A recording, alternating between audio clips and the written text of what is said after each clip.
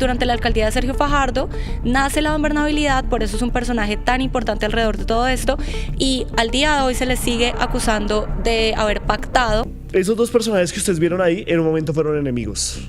El señor Vallejo y el señor Pesebre no eran como de la misma facción, de la misma parte de esas estructuras. Y don Berna, que es muy inteligente, les dijo en su momento a las estructuras cuando pasó todo esto: hey viejo, realmente el negocio es una chimba, esto es lo mejor, inclusive ya no tenemos que mandar todo a Estados Unidos porque ya hay un comercio aquí en Medellín, en las grandes ciudades, que podemos explotar. Pero la realidad para que este negocio sea tan fructífero es que no nos sigamos dando bala entre nosotros, es que nos hagamos pasito, porque para todos hay. Y es cuando todos empiezan ya a tener unos límites muy claros, unas determinaciones, y empieza toda esta confederación que muchos llaman la oficina de Envigado, pero que funciona es más como pues un centro para, sí, una confederación para que se hagan pasito y todas puedan tener su parte en la torta del negocio tan grande que es todo el tema de las drogas, de la extorsión, de los homicidios y también de otros negocios lícitos que obviamente pues se fueron generando alrededor de esta gobernabilidad y de este surgimiento de las bandas criminales en Medellín. Así es, Juli. Entonces ya pasemos a hablar de estos personajes tan importantes, no solo estos jefes, ex jefes de la oficina que escuchamos su testimonio, sino también obviamente quienes gobernaban cuando pasó todo esto, quienes tienen una relación, una culpa o pues una influencia más bien en todo este tema de la gobernabilidad, de la oficina de Envigado, de la criminalidad en Medellín, porque Medellín realmente ha sido una ciudad que se ha movido mucho entre la política, entre la guerra, básicamente, como ya lo hemos escuchado, y pues aún hoy la oficina sigue controlando realmente los barrios, las economías y las vidas, claramente. Entonces hablar con estos voceros es muy importante para entender cómo eran esas dinámicas y cómo siguen siendo esas dinámicas y cómo funcionaban las políticas para, pues, alrededor de todo esto. Es muy importante primero entonces hablar de Sergio Fajardo, que fue alcalde de Medellín en este periodo 2003 a 2007, si no estoy mal. Y pues se le acusa, ¿no?, a Sergio Fajardo de haber estado relacionado con la gobernabilidad, que en su periodo de alcalde fue que nació lo que sería la gobernabilidad y que él habría pactado con estas bandas criminales para poder, pues... 2004-2008. 2004-2008, ok, gracias por la corrección, Juli. Entonces, durante la alcaldía de Sergio Fajardo nace la gobernabilidad, por eso es un personaje tan importante alrededor de todo esto, y al día de hoy se le sigue acusando de haber pactado, pues presuntamente, algunos dicen que sí, otros dicen que no. Ya veremos qué dice Carlos Pesebre, porque es muy importante, que es básicamente lo que dice Carlos Pesebre, es que Fajardo no habría pactado directamente con estas bandas, es decir, que la gobernabilidad no sería este cuento que nos han querido vender, pero que digamos que la disminución de la criminalidad en Medellín habría sido una consecuencia natural de políticas de reinserción con las diferentes bandas criminales y a raíz del proceso de desmovilización de las autodefensas y demás de los paramilitares. Entonces, que no fue realmente este pacto directo, sino que fue una consecuencia natural de las políticas de reinserción de Sergio Fajardo. Pero veamos más a fondo qué fue lo que dijo Carlos Pesebre de Sergio Fajardo. A los paramilitares ya desmovilizados. Entonces existía la oficina de paz y reinserción. Y él apoyó, desde la alcaldía apoyó todos esos proyectos, pero no, o sea, estoy seguro de que no hubo una reunión para bajar índices criminales, ese tipo de cosas, no. Como te digo, a la gente desmovilizarse, al acabar una guerra, pues obviamente hay paz. Si los muchachos están recibiendo unas compensaciones que da el gobierno, pues hay dinero, no tienen que robar. Entonces, por obvias razones, tenían que verse una mejoría en las dinámicas. Bueno, como acabamos de ver, de acuerdo al testimonio de Carlos Pesebre, Sergio Fajardo no habría negociado directamente, como ya lo dije, con las estructuras criminales. Pero no negoció una relación, ¿no? Dime. No negoció, no negó una relación con Sergio No negó una relación, estoy diciendo que no hubo un pacto directo, no pues fue como... según él. Acabo de decir que según lo que dijo Carlos Pesebre, pues Sergio Fajardo no habría negociado directamente con estas estructuras criminales como muchos críticos lo han insinuado, sino que lo que se vivió durante su alcaldía pues fue una consecuencia de estos proyectos de reinserción que llevó a cabo Sergio Fajardo, que obviamente tenían que disminuir las cifras de criminalidad, de violencia, porque pues ya las bandas criminales se estaban desmantelando, porque habían muchos procesos de reinserción que les daban diferentes beneficios a estas bandas criminales y pues ya no tenían la necesidad de seguir en la criminalidad básicamente. También lo que dice Pesebre, que esto es muy importante, es que en este periodo de la alcaldía de Sergio Fajardo, de 2004 a 2008, existía una oficina de paz y reincorporación que recibía a los exparas movilizados básicamente y los canalizaba hacia estos programas de apoyo económico, social y demás. Entonces, de acuerdo con lo que nos cuenta Pesebre, pues al contrario de cómo nos han querido vender esta idea, pues Sergio Fajardo habría actuado, digamos que dentro del marco de la legalidad, como implementando una política pública para garantizar la reincorporación de los excombatientes, y no habría sido pues el mejor amigo de las estructuras criminales para lograr disminuir o manipular estas cifras, ¿no? ¿Cómo lo ven ustedes? Sí, o sea, yo hacía esa claridad es porque todo el mundo cree que literal ellos, o bueno, se anuncia que ellos literal se sentaron allá y le dijeron como, veo viejo, vamos a negociar aquí, yo les voy a dar cosas, contratación o lo que sea, y ustedes me bajan los índices. Y ellos dicen que no fue netamente así, pero no niegan el vínculo, o sea, ellos no niegan que se tuvieron que sentar con Sergio Fajardo en su momento, que de alguna manera les dijeron tratémonos pasito, obviamente no es nada en un papel, no es nada como Ralito, no es nada como Justicia y Paz, no es nada como la paz urbana, porque eso sí pues se hizo sobre la mesa. Bueno, en Justicia y Paz y en el Ralito obviamente fue de otra manera, pero sí hay que decir que pues no se puede negar esos vínculos, y yo sé que el señor Pesebre puede que lo haga para no comprometerse, también porque eso puede generar una fricción, pero ya vamos a ver más adelante cómo sí se podía establecer alguna relación directa de la alcaldía, de la administración de Sergio Fajardo con las estructuras en Medellín y sobre todo con la contratación pública, pero sí, mucha gente también tiene en referencia más que todo a Fico Gutiérrez, pero Sergio Fajardo fue muy importante porque fue el alcalde después de la Operación Orión, que es un punto de inflexión en toda esta historia. Y que además es una de las banderas actuales de Sergio Fajardo, o que lo ha sido en sus campañas a la presidencia, y es esta experiencia, digamos que en términos de seguridad, ¿no? Y es como yo logré, y mi alcaldía, y sí, mi alcaldía fue una de las más seguras y demás. Y yo creo que aquí sí hay un punto importante, y es que si bien uno puede hablar de que han bajado, de que bajan los índices y de que esta percepción de la seguridad está asociada con esa reducción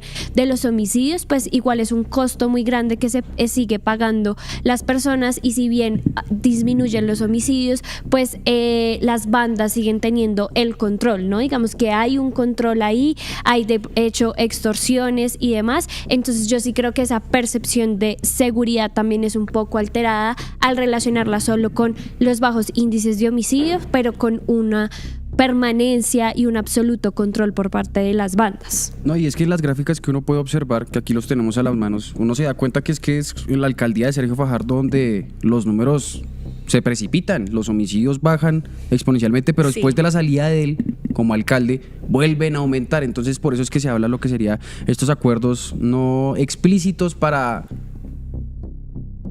mediar por la seguridad de la ciudad. Y es, pues como usted lo menciona, Julián, o sea, si uno no se sienta con quien controla, pues uno no va a controlar. Y ellos, o sea, se les preguntó, ellos conocen el 12º piso de la Alpujarra.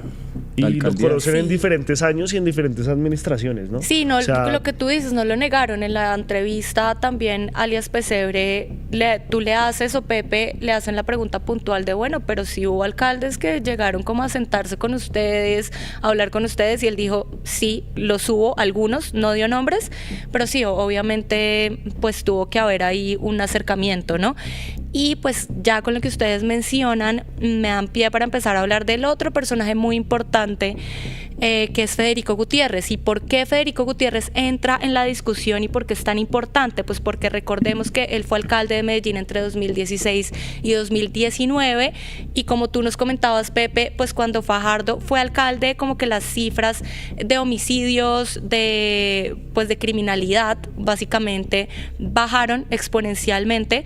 Cuando Federico Gutiérrez y después cuando termina el mandato de Sergio Fajardo, pues las cifras vuelven a subir. Medellín vuelve a estar muy marcada por la violencia, por la criminalidad.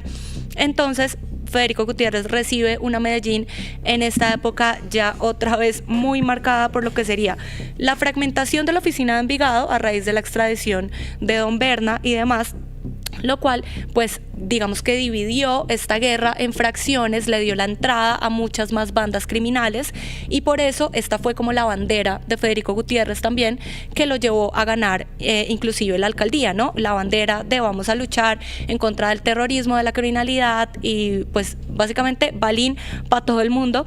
Entonces esto, así es como él recibe esta Medellín otra vez muy marcada por la criminalidad. Su bandera es como disminuir nuevamente estas cifras, y lo que dice básicamente Pesebre, del que ya veremos por supuesto, es que hay una doble moral de Federico Gutiérrez, pero miremos por qué. Yo lo conozco a Federico desde hace, no sé, como desde el 2099, algo así, porque ellos en el Consejo de Medellín iban al barrio a jugar fútbol, y allá jugamos fútbol. Ellos nos ayudaron a hacer la cancha del barrio, y en el barrio él siempre lo han estimado mucho porque siendo alcalde y todo, ha arreglado el barrio. Entonces, en eso nos conocimos y jugábamos fútbol por ahí en unas fábricas, y ellos en el equipo del Consejo y nosotros en el equipo de Robledo, nos dábamos la mano. En ese entonces yo sí pertenecía a una banda, era líder de una banda, y a él no le daba miedo. O sea, ahí nos veíamos con los concejales, con él, y a él no le daba miedo. Y ya que estoy en la cárcel, ahora sí soy muy peligroso. Entonces, es donde uno dice esa doble moral. ¿Cuál es la doble moral? Sí, no es un secreto. Cada que hay elecciones, ¿a quién van y buscan? A las bandas. ¿Por qué? Porque la gente no es que las bandas a punta de pistola pongan a votar la gente, no. Sino que es que si la política que propone un alcalde o un presidente, como pasó con Uribe, como pasó con Petro, es buena para el barrio, pues al barrio se le dice, hombre, votemos por este señor que parece que las cosas van a estar bien. Es eso. No es que todo el mundo tiene que salir a votar, no. Además, si usted mira un barrio, ¿quiénes son los de las estructuras? El hijo de la señora de la tienda, el del taxi, la misma gente del barrio. Los muchachos que usted ve en la esquina son los que la gente por ahí dice que es un grupo armado que anda sembrando el terror, pero usted lo ve parado en la esquina y ve los niños jugando, las señoras en su rutina. Entonces, es muy fácil que voten por un candidato porque es que los mismos muchachos del barrio y sus familias están metidos en la misma dinámica. Es lo mismo que pasa con los dineros legales e ilegales. ¿A qué horas esos 14.000 jóvenes o 15.000 que en las estructuras reciben un sueldo? Ese dinero que ellos reciben termina pagando servicios públicos, seguros. Entonces ya con estas transferencias electrónicas, ¿a qué hora se vuelve plata legal? Y si hay una desmovilización como la que pretenden con este marco jurídico, ¿qué va a pasar con las familias que indirectamente también reciben dinero de eso? Dinero legal o ilegal. Entonces, son muchas cosas las que hay que atender. Aquí yo creo que tenemos que dejar de lado esas personas como los de esta alcaldía que quieren sembrar miedo, quieren hacer una política de terror, pero es que eso ya no funciona. Eso funcionaba hace 20 años cuando había solo 2 canales de comunicación. Ya hoy en día la información está aquí y a la gente tenemos que enseñarle lo que pasa, porque no es posible que sigamos apoyando ese tipo de política tan mezquina. ¿Por qué están ocultando el problema tan grave que hay de la criminalidad transnacional? Llámese las bandas de Venezuela, de Aragua, los Cota, los Gallegos, que incluso ponen muchos muertos de los que hay hoy en día en la ciudad. Pero no, la alcaldía no dice eso, ni la policía, a ellos les interesa otra cosa. En el Parque Lleras, dicen que en el Parque Lleras las estructuras son las que tienen el manejo de la explotación infantil. Yo creo que ellos, dentro de poco, la comunidad se va a dar cuenta de la verdad, de lo que está pasando allá y de cómo la alcaldía está involucrada en eso. Entonces, en vez eso ya no les da. Yo espero que ellos entiendan que ese discurso está quemado, ese discurso de las amenazas. De ahí estuvimos haciendo un análisis y ese señor cada que hay un momento coyuntural lo amenazan. Ya por lo menos se hace pagar en dólares según él.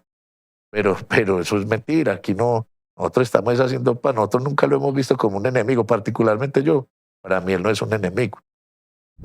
Bueno, ahí veíamos lo que dijo Pesebre, esa es la doble moral de la que les hablaba, de la que acusa a Federico Gutiérrez, porque lo que dice es que básicamente los políticos, y como ya lo sabemos, pues cuando están en campaña buscan apoyo en los barrios, en las comunas, obviamente para ganar fuerza electoral, para ganar votos y además pues mantener una calma en las comunas. Pero, y eso fue lo que hizo Federico Gutiérrez en su momento, que parchaba con ellos básicamente, pero cuando ya ellos son encarcelados, pues Federico les hace el feo y ya los empieza a tratar de enemigos. Entonces, esto es como la doble moral de la que se le acusa, pero también le acusan de algo muy importante que veremos más adelante y hablan de si Federico Gutiérrez es su enemigo o no es su enemigo, Juli.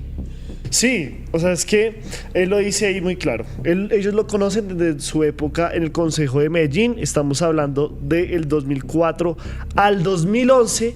Y en eso pues él decían hasta que jugaban micro, que eso mejor dicho, pipí cogido, para arriba, para abajo, los mejores amigos, les ayudaba a construir la cancha y demás. Y incluso hablan también de algunos acercamientos para hacer construcción de paz. En Positiva creemos en el poder de la colaboración, en la fuerza de los sueños y en la importancia de estar siempre presentes. Nos impulsa el deseo de proteger lo que somos y lo que seremos. Positiva, la aseguradora de todos los colombianos. Ayúdanos a seguir con nuestra labor periodística a través de nuestro NECI 310-779-3518. Se está evaluando es que más adelante sí sea para todos. Lo que necesita el país. Pedí que me sacaran de allá. Un agradecimiento a todos por su sintonía aquí en el tercer canal. Métase en la mente de un delincuente, de un ladrón. A una nueva entrega de periodismo sin corrección. Pasión todo locura y estamos muy contentos. De las calles del sur. Digo, la señora, ¿me da un expreso, por favor?